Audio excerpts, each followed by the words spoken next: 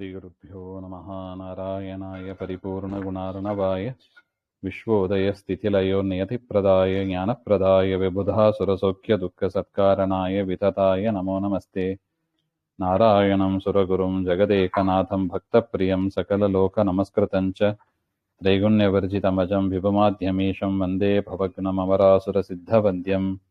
नारायणं नमस्कृत्य नरं चैव नरोत्तमं देवीं सरस्वतीं व्यासं ततो जयमुदीरयेत्। कृष्णाय वासुदेवाय हरे परमात्मने प्रणतक्लेशनाशाय ಗೋವಿಂದಾಯ ನಮೋ ನಮಃ. ಶ್ರೀಮನ್ ಮಹಾಭಾರತ ತಾತ್ಪರ್ಯ ನಿರ್ಣಯ 2ನೇ ಅಧ್ಯಾಯದಲ್ಲಿ 156ನೇ ಶ್ಲೋಕ. ಅಶ್ವಮೇಧ ಕ್ರತು ಶ್ರೇಷ್ಠೋ ಜ್ಯೋತಿಶ್ರೇಷ್ಠೋ ದಿವಾಕರಃ ಬ್ರಾಹ್ಮಣೋ ದ್ವಿಪದಾಂ ಶ್ರೇಷ್ಠೋ ದೇವಶ್ರೇಷ್ಠಸ್ತು ಮಾರುತಃ. ವಾಯುದೇವರು ಸರ್ವೋತ್ತಮರಾಗಿದ್ದಾರೆ ಎಂಬುದಕ್ಕೆ ಮಹಾಭಾರತದ ವಾಕ್ಯವೂ ಇದೆ ಅಂತ ಆಚಾರ್ಯರು ತೋರಿಸ್ತಾ ಇದ್ದಾರೆ. ವಾಯೋಹೋ ಉತ್ತಮತ್ವೇ ಭಾರತ ವಾಕ್ಯಂ ಪಠತಿ. ವಾಯುದೇವರು ಜೀವರಲ್ಲಿ ಉತ್ತಮರು ಹಾಗೆಂಬುದನ್ನು ತಿಳಿಸಿಕೊಡುವ ಭಾರತ ವಾಕ್ಯ ಇದು. ಏನದು? ಅಶ್ವಮೇಧ ಯಾಗಗಳಲ್ಲಿ ಹೇಗೆ ಅಶ್ವಮೇಧ ಯಾಗ ಶ್ರೇಷ್ಠವೋ, ಬೆಳಗುವ ಪದಾರ್ಥದಲ್ಲಿ ಸೂರ್ಯ ಹೇಗೆ ಶ್ರೇಷ್ಠನೋ, 2 ಕಾಲು ಮನುಷ್ಯರಲ್ಲಿ ಬ್ರಾಹ್ಮಣ ಹೇಗೆ ಶ್ರೇಷ್ಠನೋ, ಅದೇ ರೀತಿಯಾಗಿ ದೇವಶ್ರೇಷ್ಠಸ್ತು ಮಾರುತಃ. ದೇವತೆಗಳಲ್ಲಿ ಶ್ರೇಷ್ಠರು ಅಂದ್ರೆ ಅದು ವಾಯುದೇವರು ಅಂತ ಅರ್ಥ. ಬಲಮಿಂದ್ರಸ್ಯ ಗಿರಿಶೋ ಗಿರಿಶಸ್ಯ ಬಲಂ ಮರುತ್ ಬಲಂ ತಸ್ಯ ಹರಿ ಸಾಕ್ಷಾತ್ ನ ಹರೇರ್ ಬಲಮನ್ಯತಃ. ಇಂದ್ರಾದಿ ತಾರತಮ್ಯ ಪ್ರಮಾಣಂ ಪಠತಿ. ಇನ್ನು ತಾರತಮ್ಯ ಇರೋದನ್ನು ಕೂಡ ತಿಳಿಸಿಕೊಡ್ತಾ ಇದ್ದಾರೆ. ಬಲಂ ಇಂದ್ರಸ್ಯ ಗಿರಿಶಃ, ಇಂದ್ರದೇವರಿಗೆ ಬಲ ಹಾಗೆಂದ್ರೆ ಅವರ ಬಿಂಬರಾದ ರುದ್ರದೇವ. ಗಿರಿಶಸ್ಯ ಬಲಂ ಮರುತ್, ರುದ್ರದೇವರಿಗೆ ಯಾರು ಬಲ ಹಾಗೆಂದ್ರೆ ಅವರ ಬಿಂಬರಾದ ವಾಯುದೇವರು ಅಂತ ಹೇಳ್ತಾರೆ. ಬಲಂ ತಸ್ಯ ಹರಿಹಿ, ವಾಯುದೇವರಿಗೆ ಬಲ ಯಾರು ಹಾಗೆಂದ್ರೆ ಹರಿಹಿ ಸಾಕ್ಷಾತ್. ಸಾಕ್ಷಾತ್ ಹರಿಯೇ ಅಂದ್ರೆ ಪರಮಾತ್ಮನ ಬಿಂಬ, ಪರಮಾತ್ಮನ ಪ್ರತಿಬಿಂಬ ವಾಯುದೇವರು ಹಾಗೆ ಅಂತ. ನ ಹರೇ ಬಲಮನ್ಯತಃ. ಇನ್ನು ಪರಮಾತ್ಮನಿಗೆ ಯಾರು ಬಿಂಬ ಅಂತ ಇದ್ದಾರೋ ಹಾಗೆ ಅಂತ ಹೇಳಿದ್ರೆ ಪರಮಾತ್ಮನಿಗೆ ಮತ್ತೊಬ್ಬ ಬಿಂಬ ಅಂತ ಇಲ್ಲ. ಪರಮಾತ್ಮ ಸ್ವರಮಣ ಸರ್ವಶಕ್ತಿ ಉಳ್ಳವ ಹಾಗೆ ಅಂತ. ಇದರಿಂದ ತಾರತಮ್ಯ ಇದೆ ಎಂಬುದು ಕೂಡ ಸ್ಪಷ್ಟ ಆಗ್ತದೆ ನಮಗೆ. ಇನ್ನು ವಾಯುರ್ಭೀಮೋ ಭೀಮನಾದೋ ಮಹೌಜಾಹ ಸರ್ವೇಷಾಂ ಚ ಪ್ರಾಣಿನಾಂ ಪ್ರಾಣಭೂತಃ ಅನಾವೃತ್ತಿರ್ದೇಹಿನಾಂ ದೇಹಪಾತೆ ತಸ್ಮಾದ್ ವಾಯುಃ ದೇವೋ ದೇವೋ ವಿಶಿಷ್ಟಃ.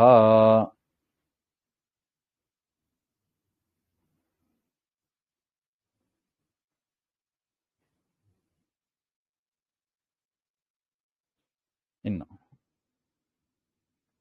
ಇದು ಕೂಡ ಮಹಾಭಾರತದ ವಾಕ್ಯ.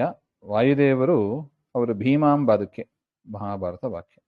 ಯಸ್ಮಾದ್ ವಾಯು ಭೀಮಃ, ಯಾವ ಕಾರಣದಿಂದ ವಾಯುದೇವರು ಭೀಮಃ ಅಂದ್ರೆ ಅಸುರಾಣಾಂ ಭಯಂಕರಃ ಅಂತ ಹೇಳ್ತಾರೆ. ಅಸುರರಿಗೆ ಭೀಮ ಶಬ್ದಕ್ಕೆ ಭಯವನ್ನು ಉಂಟು ಮಾಡತಕ್ಕವರು ಅಂತ ಅರ್ಥ. ಯಾರಿಗೆ? ದುಷ್ಟರಾದ ಅಸುರರಿಗೆ, ಸಜ್ಜನರಿಗಲ್ಲ. ಅಸುರಾಣಾಂ ಭಯಂಕರಃ. ಅದಕ್ಕೆ ಏನು ಕಾರಣ ಅಂತ ಹೇಳ್ತಾ ಇದ್ದಾರೆ. ಭೀಮನಾದ, ಅವರ ನಾದವೇ ಭಯಂಕರ. ಈಗ ನೋಡಿ, ನಾವು ನೋಡಿದ್ದೀವಿ ನೋಡಿ, ಮಧ್ವಾಚಾರ್ಯರ ಧ್ವನಿ ಕೇಳಿ ಕಲಿ ಓಡಿಯೋದ ಹಾಗೆ ಅಂತ. ಅವರ ನಾದ ಅಂದ್ರೆ ಹಾಗಿರುತ್ತದೆ, ಭಯಂಕರವಾದ ನಾದ, ಧ್ವನಿ, ಅವರ ಧ್ವನಿ ಹಾಗಿರುತ್ತದೆ. ತಥಾ ಮಹತ್ ಓಜಃ, ಮಹಾ ಸಾಮರ್ಥ್ಯ ಉಳ್ಳವರು ಅಂತ. ಸರ್ವೇಷಾಂ ಪ್ರಾಣಿನಾಂ, ಎಲ್ಲಾ ಜೀವರ ಪ್ರಾಣಭೂತಃ. ಪ್ರಾಣ ಅಂದ್ರೆ ಚೇಷ್ಟಾಪ್ರದಃ ಅಂತ ಅರ್ಥ. ಎಲ್ಲಾ ಜೀವರಲ್ಲೂ ಇದ್ದು ಚೇಷ್ಟೆಗಳನ್ನ, ಎಲ್ಲಾ ವ್ಯಾಪಾರವನ್ನು ಕೂಡ ಮಾಡತಕ್ಕವರು. ದೇಹೇಂದ್ರಿಯಗಳ ವ್ಯಾಪಾರ, ಮನಸ್ಸಿನ ವ್ಯಾಪಾರ ಅದು ವಾಯುದೇವರಿಂದಲೇ ಆಗ್ತದೆ.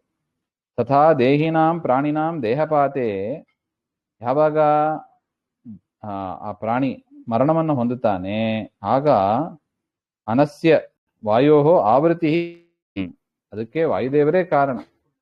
ವಾಯುದೇವರು ಹೊರಟ್ರೆ ಆ ದೇಹ ಬೀಳುತ್ತದೆ ಅಂತ.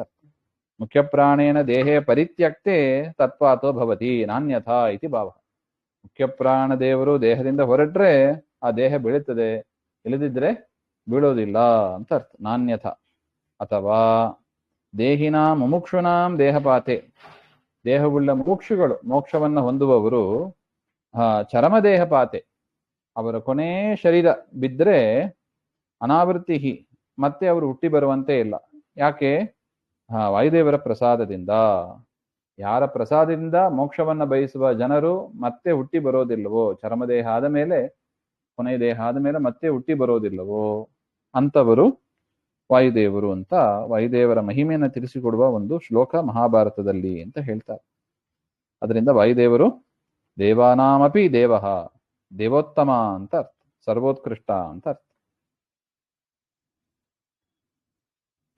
ತತ್ವಜ್ಞಾನೇ ವಿಷ್ಣು ಭಕ್ತೌ ಧೈರ್ಯೇ ಸ್ಥೈರ್ಯೇ ಪರಾಕ್ರಮೆ ವೇಗೇ ಚ ಲಾಘವೇ ಚೈವ ಪ್ರಲಾಪಸ್ಯ ಚ ವರ್ಜನೆ ಭೀಮಸೇನ ಸಮೋ ನಾಸ್ತಿ ಸೇನಯೋರುಭಯೋರಪಿ ಪಾಂಡಿತ್ಯೇ ಚ ಪಟುತ್ವೇ ಚ ಶೂರತ್ವೇ ಚ ಬಲೇಪಿ ಚ.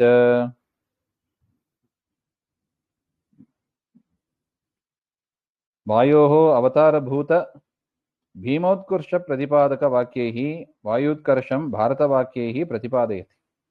ವಾಯುದೇವರ ಅವತಾರಭೂತರಾದವರು ಭೀಮಸೇನ ದೇವರು, ಅವರ ಉತ್ಕರ್ಷವನ್ನ, ಅವರು ಶ್ರೇಷ್ಠರಾಗಿದ್ದಾರೆ ಎಂಬ ಅದನ್ನು ತಿಳಿಸಿಕೊಡುವ ಮಹಾಭಾರತ ವಾಕ್ಯ ಇದು ಅಂತ.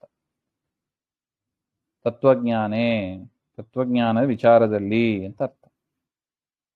ವಿಷ್ಣು ಭಕ್ತವು ಪರಮಾತ್ಮನ ಭಕ್ತಿ ಮಾಡುವ ವಿಷಯದಲ್ಲಿ, ಧೈರ್ಯದ ವಿಷಯದಲ್ಲಿ, ಸ್ಥೈರ್ಯ, ಸ್ಥಿರವಾಗಿ ಏನೇ ಕಷ್ಟ ಬಂದರೂ ಪರಮಾತ್ಮನನ್ನ ಪೂಜೆಯನ್ನ ಮಾಡೋದನ್ನ ಬಿಡೋದಿಲ್ಲ ಅವರು. ಅಂತಹ ಸ್ಥೈರ್ಯ, ಪರಾಕ್ರಮದಲ್ಲಿ, ವೇಗದಲ್ಲಿ, ಲಾಘವದಲ್ಲಿ, ಪ್ರಲಾಪಸ್ಯ ಚ ವರ್ಜನೆ, ಬೇಡದೇ ಇರುವ ಮಾತುಗಳನ್ನ ಬಿಡೋದು ಪ್ರಲಾಪ ಅಂತ ಕರೀತಾರೆ. ಅಂದ್ರೆ ಅನರ್ಥ ವಚನಸ್ಯ ವರ್ಜನೆ ಅಂತ ಬರೀತಾರೆ.